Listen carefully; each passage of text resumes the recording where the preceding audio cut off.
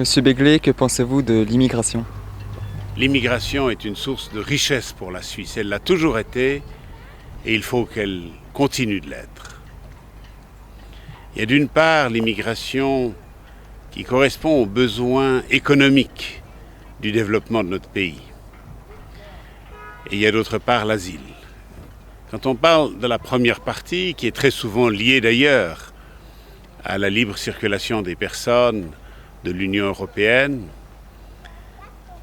ce qu'il nous faut, c'est que viennent chez nous, d'une part, les talents, les cerveaux, les gens qui vont créer beaucoup de valeur ajoutée à notre économie. Il faut par exemple qu'il n'y ait pas de quotas pour les universités, que ce soit professeurs, chercheurs ou étudiants, et que ceux-ci puissent par la suite rester dans notre pays. Bien sûr, il faut que nos infrastructures soient adaptées, ça prend un peu de temps. Et bien sûr, il faut s'assurer que tout le monde respecte la loi et nos institutions sociales. Alors ça m'amène aux autres immigrés, ceux qui font les boulots dont personne ne veut, mais on a besoin d'eux.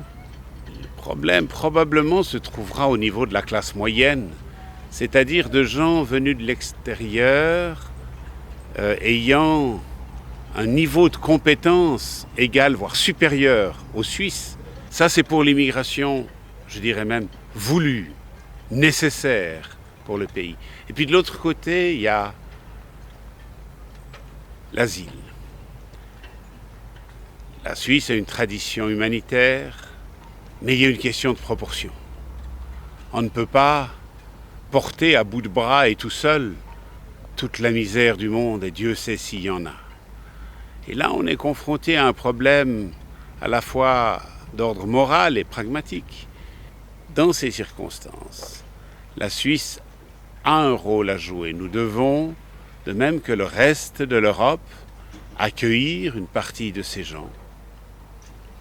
Mais il est nécessaire de, ma foi c'est un peu triste, distinguer les réfugiés de guerre, les réfugiés politiques d'un côté, et puis les réfugiés économiques qui sont très nombreux de l'autre.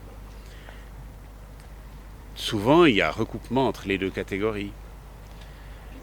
Lorsque ces gens viennent, l'idéal serait de pouvoir s'en occuper déjà dans le pays d'origine.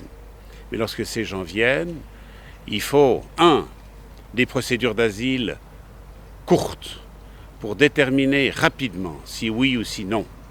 Tant que les requérants ne sont pas admis, il ne faut pas faire quelque chose qui les pousse à s'incruster dans le pays. Et s'ils doivent partir, il faut qu'ils partent vite. Mais par contre, lorsque ces gens auront été acceptés, il faut qu'on ait de l'humanité dans la manière dont on traite leur dossier. Quand ces gens ont été acceptés, il faut tout faire. Il faut ouvrir nos cœurs, il faut un peu de générosité économique pour les aider à s'intégrer. Ça peut être par la langue, ça peut être par le travail, ça peut être par le loisir. On a tous un effort à faire, aussi de compréhension multiculturelle, pour qu'ils se sentent dans une nouvelle patrie, pour qu'ils se sentent accueillis. L'immigration a toujours été une source de richesse pour la Suisse. Sachons assurer une immigration positive, voulue, assumée, pour correspondre aux besoins de recherche et économique de notre pays. Et puis sur le plan humanitaire, soyons tolérants sans être dupes, ayons des procédures rapides.